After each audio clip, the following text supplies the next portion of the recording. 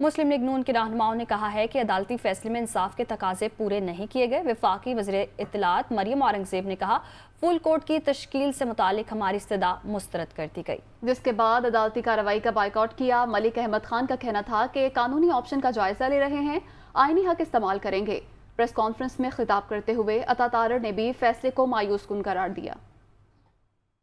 کوئی کسی قسم کا ابہام مسلم لیگ نون کے اندر نہیں ہے، ایک کلیئرٹی ہے، اور یہ نہیں ہو سکتا کہ ایک فیصلہ پنجاب کے اوپر ایک ایسے شخص کو مسلط کر دے جس کا مینڈیٹ پنجاب کا نہیں ہے، اور یہ فیصلہ ملک کو، عوام کو اور زیادہ انتشار، فساد، انارکی اور تقسیم کی طرف لے کر جائے گا۔ اس لیے تمام سیاسی جماعتوں نے یہ فیصلہ کیا کہ ہمیں فل کورٹ چاہیے۔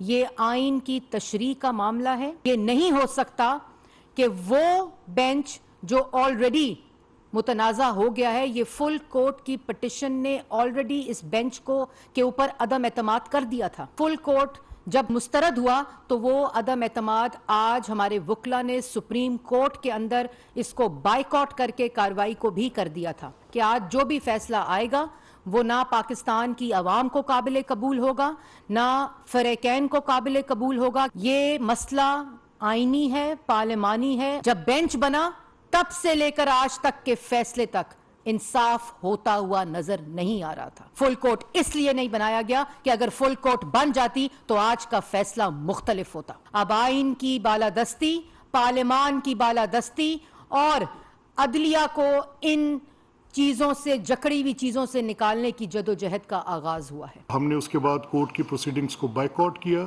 یہ تقاضا کرتے ہوئے کہ ہمیں انصاف کی توقع نہیں ہے۔ اینی ویز وی ریزرو آور رائٹ، ہم اپنے لیگل آپشنز پہ غور کر رہے ہیں۔ ہم اس فیصلے کو سمجھتے ہیں کہ یہ عدالتی تاریخ کے ان فیصلوں میں سے ایک فیصلہ ہوگا جو کہ غلط نتائج قائم کرتا ہے۔ آپ ایک منتخب وزیر اعلیٰ کے ووٹ کے تقدس کو پامال کرتے ہیں، اور اس کو اگر نام دیا جائے تو کیا دیا جائے کہ یہ جمہوریت پہ شب خون مارا گیا ہے، فیس دیکھا گیا ہے، کیس نہیں دیکھا گیا۔